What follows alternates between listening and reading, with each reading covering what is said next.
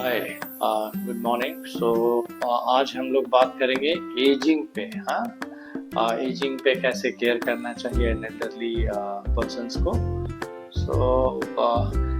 WHO के data के अनुसार, और हम लोग ऐसे भी देख रहे हैं सोसाइटी में कि ओल्डर पॉपुलेशन ग्रेजुअली इंक्रीज कर रहा है। तो if you will analyse the demography of India और द ग्लोब, आप क्या देखेंगे कि ग्रेजुअली जो परसेंटेज एंड जो प्रोपोर्शन है वो शिफ्ट हो रहा है एल्डरली लोगों के साइड। जब आप ट्रेंड देखते हैं तो एक डेटा कहता है कि वर्ल्ड में किसी भी कंट्री में ऑफ द पॉपुलेशन 65 से जो ज़्यादा का पॉपुलेशन है वो हार्डली 10-12% होता था 1950 के दशक में। 2000 में ये परसेंटेज बढ़ के 18% हुआ। तो मैक्सिमम जिस भी कंट्री में एल्डरली थे वो मैक्स टू मैक्स 18% ही थे, ज्यादातर जगह में लेस देन 18% थे। अभी ऐसा स्पेकुलेशन है कि 2050 जाते जाते अराउंड 40% पॉपुलेशन जो है वो एल्डरली हो जाएगा। तो ऐसे में क्या जरूरत है? जरूरत ये है कि हमें ये देखना होगा कि if you look at community health, तो एल्डरली पॉपुलेशन का क्या प्रॉब्लम है, कैसे उनका हेल्थ एंड वेलबीइंग मेंटेन होना चाहिए, इस पे ये बात है। तो I am going to give 10 suggestions. जिस 10 सजेशंस के थ्रू मैं ये चाहूंगा कि उनको हेल्दी एजिंग को, पहले हेल्दी एजिंग क्या है, तो हेल्दी एजिंग को डब्ल्यूएचओ ने डिफाइन किया है कि development and maintenance of ability, जिससे कि एल्डरली लोग अपना हेल्दी लाइफ और वेलबीइंग को लीड करें। So what the ability means and what the development means?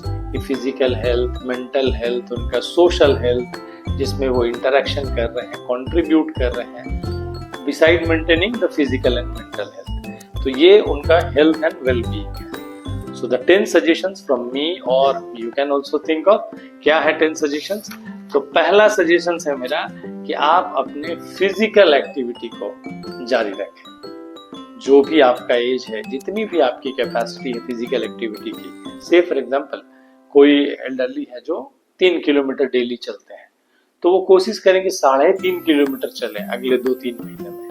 इस तरह से अपने स्ट्रेच ऑफ फिजिकल एक्टिविटी को या तो मेंटेन करना है या इंक्रीज करना है। So the first advice is keep doing physical activity.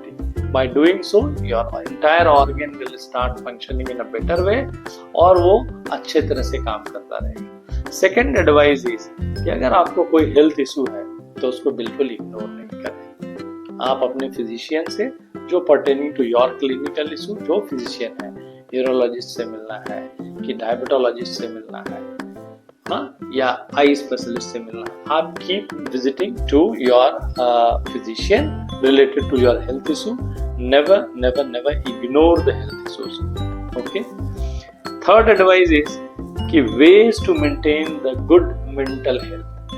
आपको फिजिकल वेलबींग हो गया, लेकिन आप देखेंगे सोसाइटी में बहुत सारे लोग हैं जो कि एल्डरली खास करके वो डिप्रेशन में। क्यों डिप्रेशन में है?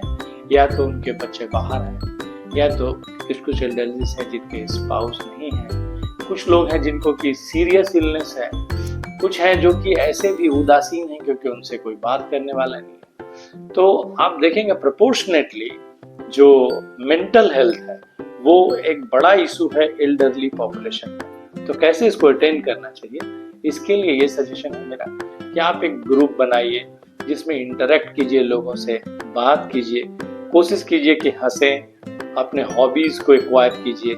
लाइक जो भी आप में है हॉबीज है, आप गाते हैं तो बढ़िया है, बजाते हैं वो भी ठीक है, आप कुकिंग करें, मिले जुले लोगों से, इस तरह से एक आध हॉबी को डेवलप कीजिए और उसको हमेशा एक ग्रुप में इंटरैक्टिव रखिए, ताकि आप अकेले कम से कम रहें। और डिप्रेशन का अगर सिम्टम है तो अपने दोस्तों से पीर ग्रुप में थोड़ा सा उसको डिस्कस करें, और ऐसे लोग बढ़ के आए जो थोड़ा लीडरशिप क्वालिटी वाले हैं, वो उस ग्रुप को हैंडल करें ढंग से, ताकि सबका जो है एक अच्छा मेंटल हेल्थ हो, और जिनका पुअर हेल्थ हो रहा है उनको भी बीच बीच में काउंसलिंग भी करें।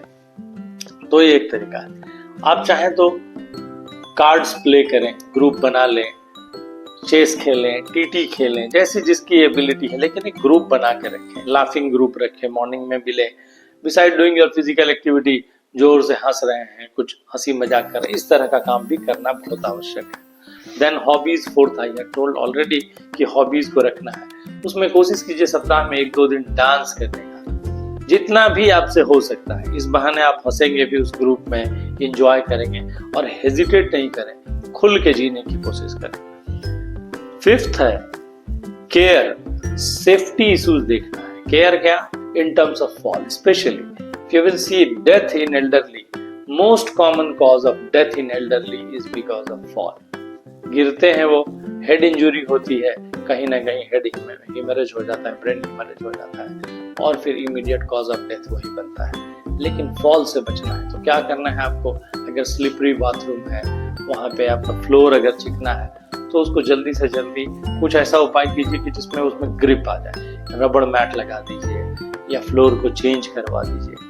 जहां आप सीढ़ियों से यूज करते हैं वहां पर रेल यूज कीजिए और सावधानी से उतरिए, चढ़िए।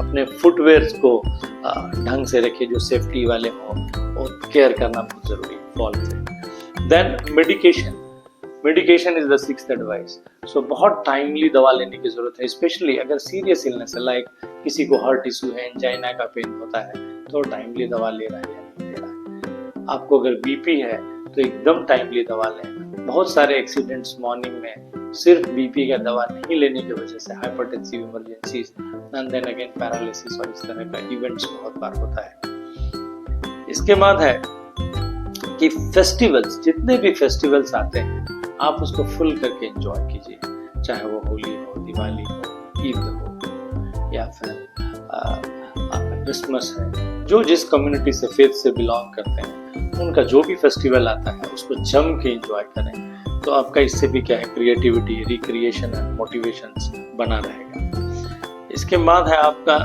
कि खाने का, फूड हैबिट्स में अच्छा खाना खाएं, थोड़ा कम खाना खाएं। बिकॉज ओल्ड एज में आपका मेटाबॉलिज्म जो है वो ग्रेजुअली सेटिंग डाउन हो जाता है, मेटाबॉलिज्म लो हो जाता है, बिकॉज आपके रिक्वायरमेंट अब मेंटेनेंस का है, ग्रोथ की पॉसिबिलिटी चली गई।